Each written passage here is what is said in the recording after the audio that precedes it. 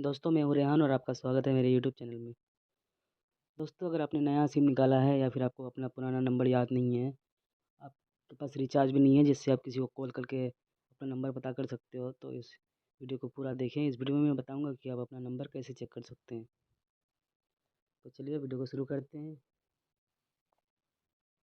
सबसे पहले dial pad में आ जाएंगे और सर्च करेंगे 1299। इस पर कॉल करना है।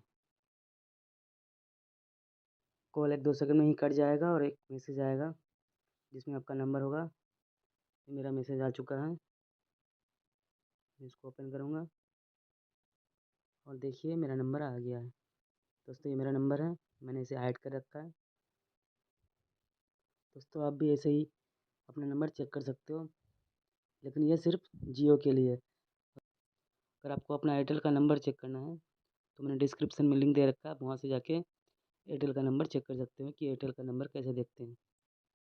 दोस्तों वीडियो अच्छी लगी है तो वीडियो को लाइक करें, चैनल को सब्सक्राइब करें। फिर मिलेंगे अगले वीडियो में, जब तक के लिए जय हिंद।